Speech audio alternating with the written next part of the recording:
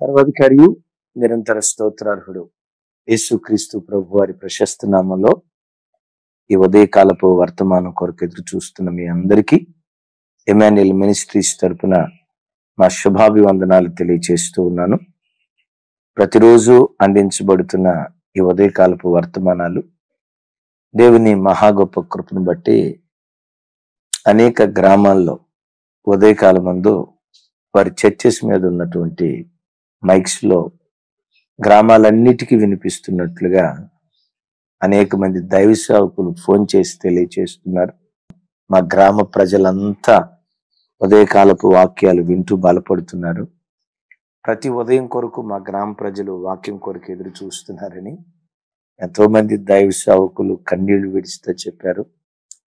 ఈ ఉదయకాలపు వర్తమానాలు ఎంతగా ప్రాంతాలను ప్రభావితం చేస్తున్న కృపగల దేవునికి నా నిండు మనసుతో కృతజ్ఞతాస్తుతులు తెలియజేస్తూ, మంచిది, ఈ దినం ప్రభు మన కొరకు సిద్ధపరిచిన ఉదయకాలపు వర్తమానాన్ని ధ్యానించుదాం.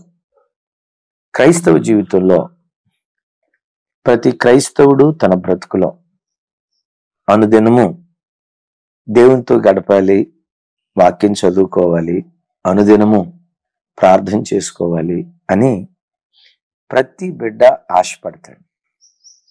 కానీ విచిత్రం ఏంటో తెలుసా? ఆశపడతాడు కానీ అది అందని ద్రాక్షలాగే చాలా మంది జీవితాల్లో మిగిలిపోతుంది. ఎక్కువ శాతం ఎవరిని కదిలించిన అన్నయ్య రోజు ప్రార్థన చేసుకోవాలనుకుంటున్నాం, గుండెల్లో ఆశ ఉంది, రోజు వాక్యం చదువుకోవాలనుకుంటున్నాం, ఇంకా చెప్పాలంటే క్షణక్షణం యేసయ్యతో గడపాలని మేము ఆశపడుతున్నామయ్యా. కానీ ఎందుకనో ఏం జరుగుతుందో తెలియదు.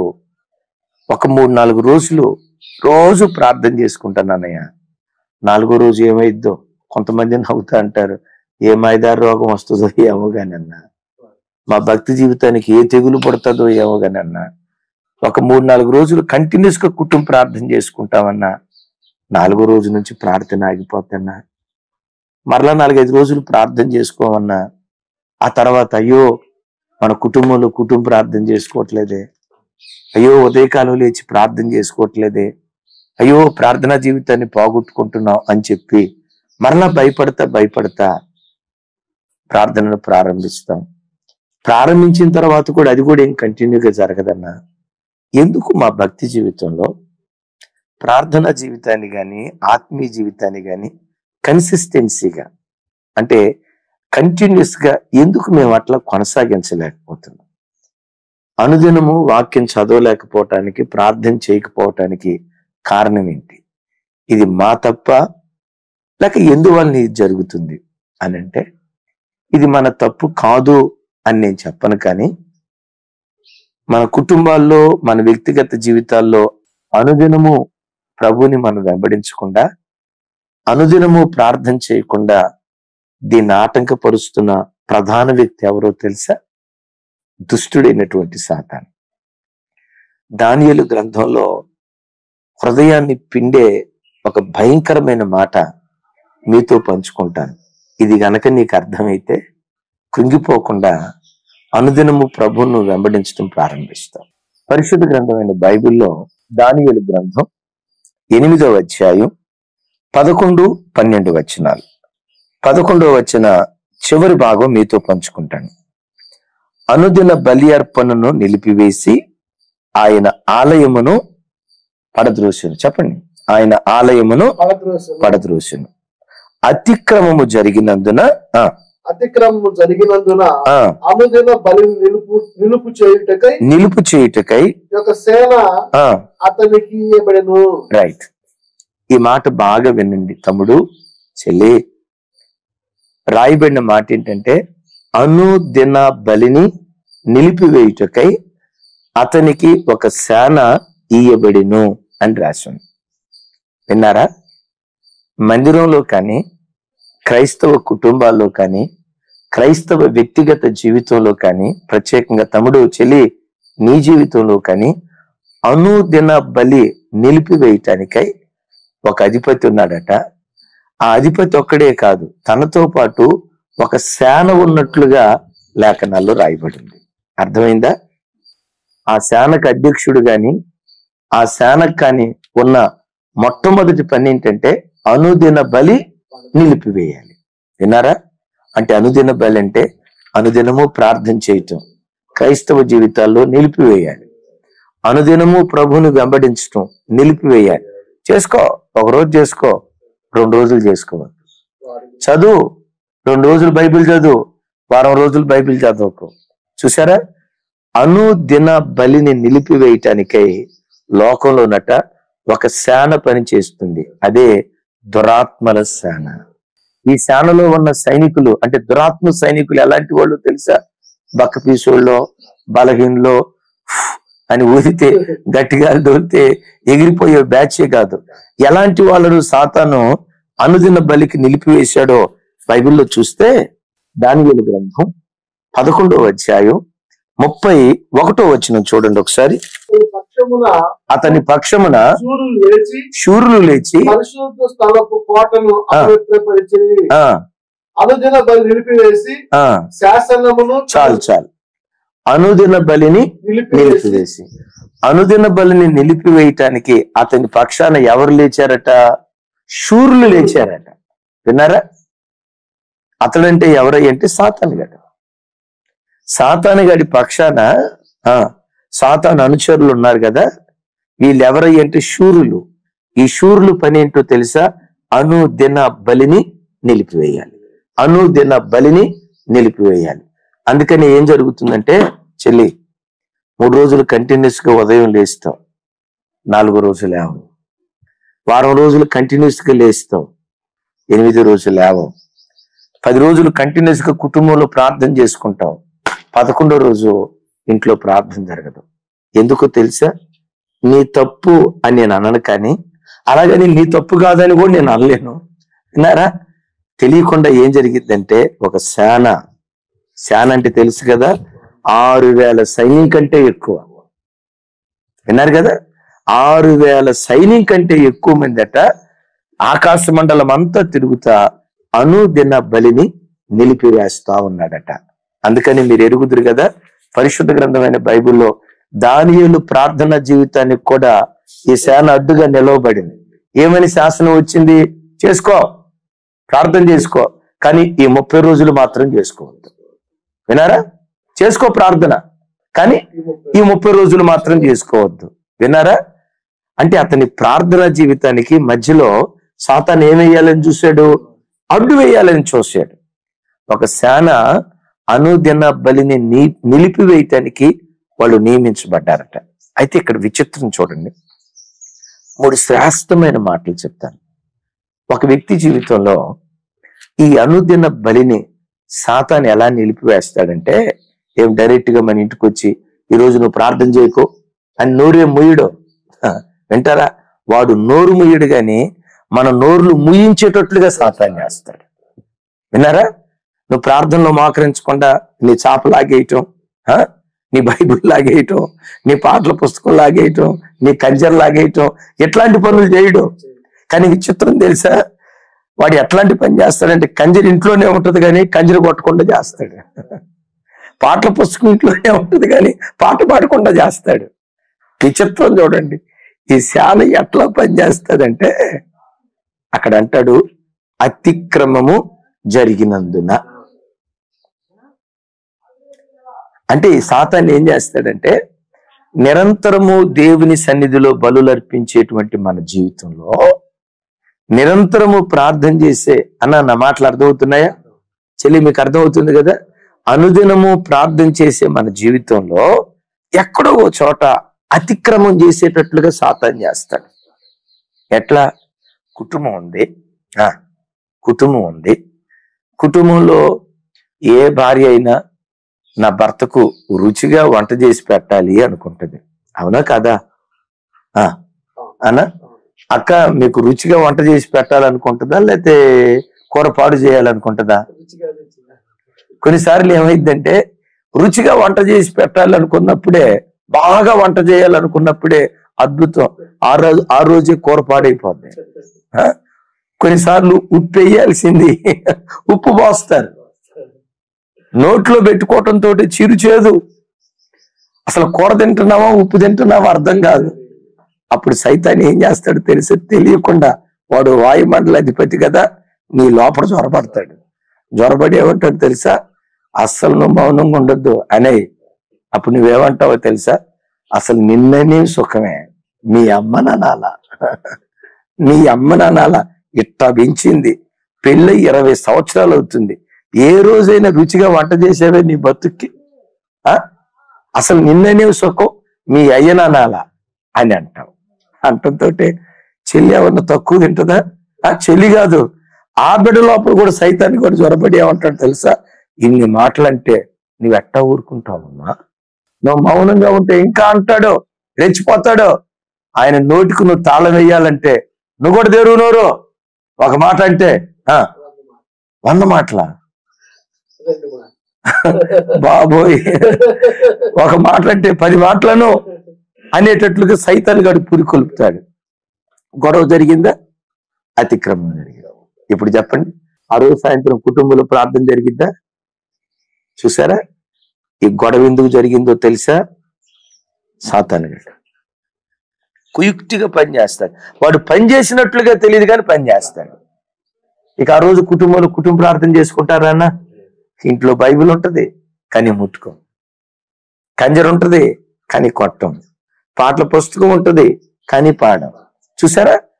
సాతాను వచ్చి పుస్తకం ఏమో లాగేయడం, సైతాను వచ్చి కంజరేమో లాక్కొని వెళ్ళిపోడు. అవి ఇంట్లో ఉంటాయి కానీ అవి వాడకుండా సాతాను ఎట్లా చేస్తాడంటే అతిక్రమం చేసేటట్లుగా చేస్తాడు. అతిక్రమం చేసి అనుదిన బలిని నిలిపివేస్తాడంట. వింటున్నారా? ఈ మర్మయుక్తమైన సంగతులు ఆలోచించండి. రైట్, ఉద్యోగానికి వెళ్ళాం, నిజమే, అనుదినము బలి అర్పించేవాడివి, ప్రార్థన చేసేవాడివి. కానీ వెళ్ళిన చోట ఏదో ఒక అబద్ధపు మాట మాట్లాడాం. రైట్, వెళ్ళిన చోట చూడరానిది ఏదో చూసాం. రైట్, వెళ్ళిన చోట ఆలోచించకూడనిది ఏదో ఆలోచించాం. అతిక్రమం జరిగేటట్లుగా చేసేది కూడా ఎవరో తెలుసా? దుష్టుడైన సైతాను. సో ఈ అతిక్రమం జరిగిన తర్వాత, పొరపాటు జరిగిన తర్వాత ఇంటికి వస్తాం. ఇంటికి వచ్చిన వెంటనే బైబిల్ ముట్టుకోవాలనే మనసు వస్తుందా? అయ్యా మోకరించాలనే మనసు వస్తుందా? పాటలు పాడుకుందామనే మనసు వస్తుందా? విన్నారా? అనుదిన బలిని నిలిపేస్తాడు సాతాను. ఎట్లాగా అంటే అతిక్రమము జరిగినందున. అయ్యా మరి ఇలాంటప్పుడు ఏం చేయాలి? నా ప్రభు బిడ్డలారా, మనం బలహీనలు అన్న సంగతి దేవునికి తెలుసు, మనం పాపలోకంలో బ్రతుకుతున్నాము అన్న సంగతి దేవునికి తెలుసు. ఎప్పుడైనా ఏదైనా ఊబిలో నువ్వు కూరుకుపోతున్నట్లుగా నీకు అనిపిస్తే వెంటనే దేవుని దగ్గర మొరపెట్టు. నీ దేవుడు ఎవరో తెలుసా? శోధించబడు వారికి సహాయం చేసేటువంటి వాడు. మరి ఎప్పుడు శోధనేనా నీకు? ఎప్పుడు శోధన జయించలేకపోతున్నాను, ఎప్పుడు ఇదే ప్రార్థన చీపో అని అన్నాడు. ఈ దేవుడు ఎవరో తెలుసా? శోధించబడు వారికి సహాయం చేసేటువంటి దేవుడు. నీ వలన తప్పు ఎప్పుడైనా జరిగితే వెంటనే దేవుని దగ్గర మోకరించు. లేకపోతే మోకరించే సమయం స్థలం లేకపోతే నిలవబడిన చోటే మనసులో పశ్చాత్తాపడితే దేవుడు ఏం చేస్తాడో తెలుసా? క్షమించుటకు సిద్ధమైన మనసు కలిగిన దేవుడు నేను క్షమిస్తాడు. శుద్ధమైన హృదయాన్ని పొందుకుంటాం. కానీ సైతాన్ ఏం చేస్తాడో తెలుసా? అతిక్రమం చేసినందువల్ల అనుదిన బలి చేయకుండా మనస్సాక్షిని నొప్పిస్తా. నువ్వు ప్రార్థన చేస్తే దేవుడు వినడు కాబట్టి ప్రార్థన చేయకు. నువ్వు వాక్యం చదివినా నువ్వే చదవ మాకు అని అనుదిన బలిని నిలిపివేస్తాడు. ఎట్లా? అతిక్రమము జరిగించి అనుదిన బలిని నిలిపివేసి, బైబిల్లో రాయబడిన మాట ఏంటో తెలుసా? మందిరాన్ని పడగొడతాడట. చూడండి 11వ వచనం చూడండి. రైట్, సాతాను అనుదిన బలిని నిలిపివేయటానికి మొట్టమొదట మనలో అతిక్రమాన్ని జరిగిస్తాడు. అతిక్రమాన్ని జరిగించి అనుదిన బలిని నిలిపివేస్తాడు. నిలిపివేసిన తర్వాత ఏమవుతుంది? 11వ వచనంలో అంటాడు, అనుదిన బలి అర్పణను నిలిపివేసి ఆయన ఆలయమును పడద్రోసెను. ఏం చేశాడట? ఆయన ఆలయమును పడద్రోసెను. ఏం చేశాడట?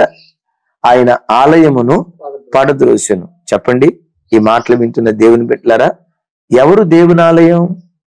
నా వైపు చూడండి. ఏది దేవుని ఆలయం? మనం వెళ్ళే మందిరమే కాదు. ఏది దేవుని ఆలయం? తమ్ముడా, నీవే దేవుని ఆలయం. తమ్ముడా, నీ హృదయమే దేవుని ఆలయం. భూమి ఆకాశాలు పట్టజాలని ఆ మహాదేవుడు గుప్పిడంత నీ గుండె గదిలో నివసించాలని ఆయన కోరుకుంటూ ఉన్నాడు. ఆయన నివాస స్థానం ఏదో తెలుసా? నీ హృదయమే. ఆయన నివాస స్థానం ఏదో తెలుసా? మన హృదయమే. అందుకని నేను చాలాసార్లు వాక్యం చెప్పేటప్పుడు ఈ మాట చెప్తాను. మనం ఎవరిమై అంటే we are the moving temple of God. మనం కదిలేటువంటి దేవాలయం. మనం వెళ్ళే మందిరం ఉంది చూసారా, అది పర్మనెంట్ గా ఒక చోట ఉండేటువంటి దేవాలయం. We are the moving temple of God. సాతాను ఏం చేస్తున్నాడంటే ఆయన ఆలయమును పడద్రోసెను. ఎవరు పడదూశారు? సాతాను. ఏం చేశాడంట? పడద్రోసాడట. నువ్వు పడిపోలా, సాతాను నిన్ను పడద్రోస్తున్నాడు. విన్నావు తమ్ముడు? అనుదిన బలిని నిలిపేయటానికి అతిక్రమాన్ని జరిగిస్తున్నాడు. అనుదిన బలి నిలిపేస్తున్నాడు. ఆలయాన్ని పడదోస్తున్నాడు. ఆలయాన్ని పడదోసిన తర్వాత వాడు ఏం చేశాడు తెలుసా? నిషిద్ధమైన దాన్ని చూడండి. ఆ మాట దానియేలు గ్రంథం 11వ అధ్యాయం 31వ వచనంలో ఓ భయకంపితమైనటువంటి మాట వ్రాయబడి ఉంది. చదవనా? అతని పక్షమున శూరులు లేచి పరిశుద్ధ స్థలపు కోటను అపవిత్రపరిచి అనుదిన బలిని నిలిపివేసి నాశనమును కలుగజేయు హేయమైన వస్తువులను నిలబెట్టుదురు. అబ్బా, విన్నారా? నాశనమును కలుగు చేయు హేయమైన వస్తువులను నిలవబెట్టుదురు అంటాడు. విన్నారా ఈ మాట? దేవుని ఆలయంగా పిలువబడుతున్న నిన్ను పడగొట్టిన తర్వాత నీ హృదయపు గదిలో నీకు నాశనాన్ని కలుగు చేసే హేయమైన వస్తువులను వాడు నిలవబెడుతున్నట్లుగా దేవుని వాక్యంలో రాయబడింది. ఇది ఆధ్యాత్మికంగా మరో కోణంలో చూస్తే, ఇశ్రాయేలీలు సొలొమోను చేత కట్టబడినటువంటి దేవాలయం పడగొట్టబడిన తర్వాత అది మరలా తిరిగి నిర్మించబడుతుంది అని ప్రవచనం రాయబడింది కదా. తిరిగి నిర్మించబడిన తర్వాత ఈ 7 ఏళ్ల శ్రమల కాలంలో అతి పరిశుద్ధ స్థలంలో పందిని నిలవబెడతారట. విన్నారా ఈ మాట ఎప్పుడైనా? ఇశ్రాయేలీలకు హేయకరమైనది ఏదయ్యి అంటే పంది. ఒకప్పుడు దేవుని ఆత్మ నివసించేటువంటి నీ హృదయపు గదిలో సాతాను ఇప్పుడు ఎవరిని నిలవబెట్టాలనుకున్నాడంటే పందిని కాదు గాని పంది లాంటి జీవితం. పందికి ఏది ఇష్టం? రుచే దానికి ఇష్టం, బురదే దానికి ఇష్టం, పెంటే దానికి ఇష్టం, అసహ్యమైనదే దానికి ఇష్టం. ఏమైందో తెలుసా? ఒకప్పుడు పాపాన్ని చూస్తే అసహ్యించుకునే నీవు, ఒకప్పుడు పాపాన్ని చూస్తే ఛీ అనేటువంటి నీవు, ఒకప్పుడు ఛీ అన్నదాన్నే షబాష్ అనేటట్లుగా సాతాను చేస్తాడు. ఒకప్పుడు థూ అని ఊసిన దాన్నే ఇప్పుడు ముద్దాడేటట్లుగా సాతాను చేస్తాడు. అనేక మంది క్రైస్తవుల జీవితాల్లో ఒకప్పుడు తాగుడు మానేసి ఛీ ఈ తాగుడు నాకొద్దు, ఛీ ఈ తాగుడు నాకొద్దు, త్రాగుడును పెంటగా విసర్జించి వదిలిపెట్టిన తర్వాత అనుదిన బలిని నిలిపివేసి అతిక్రమం జరిగించి అతన్ని పడగొట్టిన తర్వాత ఏ తాగుడును ఛీ అన్నాడో ఇప్పుడు అదే తాగుడును జుర్రుకునేటట్లుగా సాతాను చేస్తాం. తమ్ముడు, నీ జీవితంలో కూడా నువ్వు ఎక్కడో పడిపోయావు కదూ. ఒకప్పుడు అసహించుకుంటున్న దాన్నే ఇప్పుడు నువ్వు ప్రేమిస్తున్నావు కదూ. ఒకప్పుడున్న పవిత్రత ఈరోజు నీకు లేదు కదూ. ఒకప్పుడు దేవుని కొరకు బ్రతకాలన్న ఆ వైరాగ్యం, ఆ రోషం ఈరోజు నువ్వు కోల్పోయావు కదూ. ఒకప్పుడు ఛీ, నిజమే, ఒకప్పుడు ఛీ ఈ సినిమాలు నేను చూడటం ఏంటి, ఈ సీరియల్ నేను చూడటం ఏంటి అని నీ ఇంట్లో ఉన్న టీవీని అటక మీద ఎక్కించావు కదూ. ఈరోజు ఏం చేసావు? ఆ టీవీ పోయిన తర్వాత, బ్లాక్ అండ్ వైట్ టీవీ పోయిన తర్వాత ఇప్పుడు హోమ్ థియేటర్ని ఇంట్లోకి తెచ్చుకొని ఇంటిల్లపాది ఆ టీవీ దగ్గర కూర్చొని సినిమాలు చూస్తున్నావు కదా. ఒకప్పుడు టీవీని చీ అన్నావు, ఇప్పుడు దాన్ని ముద్దాడుతున్నావు. ఒకప్పుడు అపవిత్రతను చీ అన్నావు, ఈరోజు దాన్ని ముద్దాడుతున్నావు. దోషం నీది కాదు అని నేను అనను, కానీ దీని వెనుక సాతాను కుట్ర చాలా ఉంది. నా ప్రభు బిడ్డలారా, నిషిద్ధమైనది ఒకవేళ నీ హృదయంలో ఉంటే నీకు ఒక మాట చెప్తాను. పంది గొర్రె, పంది బురదలో బొర్రెలాడితే డొర్రెలాడుతుంది. అదే గొర్రె బురదలో పడితే బురదలో పడింది మొదలుకొని అరవటం ప్రారంభిస్తుంది. ఎంతవరకు అరుస్తుందో తెలుసా? ఎందుకు అరుస్తుందో తెలుసా? నా అరుపు నా కాపరి వినాలి. నా కాపరి విని పరిగెత్తుకుంటూ నా దగ్గరికి రావాలి. ఆయన 2 చేతులు చాపి నన్ను పైకెత్తాలని తన కాపరికి వినబడేదాకా గొర్రె అరుస్తూనే ఉంటది. తన కాపరి తన దగ్గరకు వచ్చి లేవనెత్తేదాకా అరుస్తూనే ఉంటది. ఈ వాక్యం వింటున్న బిడ్డలారా, మనం బంధువులం కాదు, గొర్రెలమే. ఒకవేళ బురదలో పడ్డావా, నీ కాపరి వినేదాకా అరు. ఎవరు మన ప్రధాన కాపరి? మన ప్రధాన కాపరి మన ఆరాధ్య దైవం యేసుక్రీస్తు వారే కదా. నీ కాపరి వినేదాకా, ప్రభా ఈ పాపంలో నుంచి నన్ను లేవనెత్తు, ఈ హేయకరమైన జీవితం నుంచి నన్ను లేవనెత్తు, ఈ అపవిత్రమైన జీవితం నుంచి నన్ను లేవనెత్తు. పవిత్రమైన దేవాలయంలో నిషిద్ధమైన వస్తువులు ఉన్నాయ్యా, ప్రభా నన్ను లేవనెత్తని నీ కాపరి వినేదాకా నువ్వు ఏడిస్తే, ఆ కాపరి నీ పట్ల జాలి చూపి నీ వద్దకొచ్చి తన 2 చేతులు చాపి నిశ్చయంగా నిన్ను లేవనెత్తడం ప్రారంభిస్తాడు. గొర్రెకు దాని అరుపే ఆయుధం. ఒక క్రైస్తవుడా, ఆత్మ సంబంధమైన గొర్రెగా ఉన్న నీకు ప్రార్థనే నీ ఆయుధం. విన్నావా? దానికి అరుపే ఆయుధం, నీకు నాకు ప్రార్థనే ఆయుధం. కనుక ఈ దినం నుండి కొన్ని సందర్భాల్లో ఎక్కువసేపు ప్రార్థన చేసుకోవటానికి అవకాశం లేకపోవచ్చు. 365 రోజుల్లో నువ్వు ప్రార్థన చేయని రోజు గాని, నువ్వు వాక్యం చదవని రోజు గాని ఒక్కటి కూడా నీ బ్రతుకులో ఉండకుండును గాక. చెల్లి, నా మాట విన్నావురా? తమ్ముడు, నా మాట వింటున్నావయ్యా? అన్నయ్య, ఈరోజు ఒక తీర్మానం చేసుకో. నీ జీవితంలో నువ్వు ప్రార్థన చేయని రోజు ఒక్కరోజు కూడా ఉండకూడదు. అఫ్ కోర్స్ ఆ రోజు ఉద్యోగ కొన్ని అననుకూలతలను బట్టి గంటల తరబడి ప్రార్థన చేసుకోకపోయి ఉండొచ్చు, 4-5 అధ్యాయాలు బైబిల్ చదువుకోకపోయి ఉండొచ్చు. నేను మీతో చెప్పే మాట, గంటల తరబడి నువ్వు ప్రార్థన చేసుకోకపోయినా అననుకూలత కలిగిన రోజు కనీసం ఒక్క పావు గంట అయినా, కనీసం ఒక్క అధ్యాయం అయినా నీ జీవితంలో 365 రోజుల్లో నువ్వు బైబిల్ చదవని రోజు ఒక్కటి కూడా నీ బ్రతుకులో ఉండకుండాను గాక. నీ జీవితంలో వాక్యం చదవని రోజు ఒక్కటి కూడా ఉండకుండాను గాక. అలాంటి భక్తి జీవితం నా దేవుడు మీకు అనుగ్రహించినట్లుగా మీ కొరకు ఒక చిన్న ప్రార్థన చేస్తాను. తీర్మానం చేసుకోండి. దేవా, నా ఇంట్లో ఈ దినం నుండి అనుదిన బలి జరగాలయ్యా, అనుదిన ప్రార్థన జరగాలయ్యా. నా ఇంట్లో ప్రతిరోజు ఉదయం అరుణోదయపు ప్రార్థన ఈ రోజు నుండి జరిపించుకుంటాను. ప్రతిరోజు సాయంత్రం కుటుంబ ప్రార్థన నా ఇంట్లో జరిపించుకుంటాను. ఆ కృప నాకు దయచేయవా? తీర్మానం చేసుకుందామా? మీ కొరకు ఒక చిన్న ప్రార్థన చేస్తాను. దయచేసి అందరూ కళ్ళు మూసుకోనండి.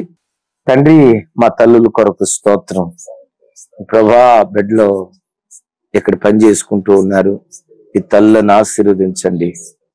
మా లైవ్ చూస్తున్న బిడ్డలను మీరు ఆశీర్వదించండి. ఆయన ఇక్కడ వాక్యం చెప్తూ ఉండగా నీ బిడ్డలు కదయ్యా, పరుగు పరుగున ఇక్కడికి వచ్చారు. వీళ్ళందరినీ దీవిస్తున్నానయ్యా. ఈ కుటుంబాల్లో ఉన్న ప్రతి కరువు యేసు నామములో కొట్టివేయబడును గాక. ప్రతి దుఃఖం కొట్టివేయబడును గాక. ప్రతి అంగలార్పు నాట్యంగా మార్చబడును గాక. నా హృదయపు లోతుల్లో నుంచి ఈ లైవ్ చూస్తున్న ప్రతి బిడ్డ కొరకు ప్రార్థన చేస్తున్నాను. ఈ దినము నుండి అనుదిన ప్రార్థన ప్రతి ఇంటిలో జరుగును గాక. అనుదిన విజ్ఞాపన ప్రతి గృహంలో జరుగును గాక. ఈ ప్రార్థన మనవులు యేసు నామములో సమర్పించి పొంది ఉన్నాం తండ్రి. తండ్రి అయిన దేవుని ప్రేమ, కుమారుడైన యేసుక్రీస్తు వారి దివ్య కృప, పరిశుద్ధాత్మ దేవుని సహవాసం మనకును సకల పరిశుద్ధులకు సదా తోడయుండి నడిపించును గాక. ఆమేన్, ఆమేన్. Thank you. దేవుడు మీ అందరినీ దీవించుగాక. ఈ రోజు విన్న వర్తమానం కనీసం ఒక 100 మందికైనా మీరు షేర్ చేయండి. కృపా సమాధానాలు మన అందరికీ తోడై ఉండును గాక.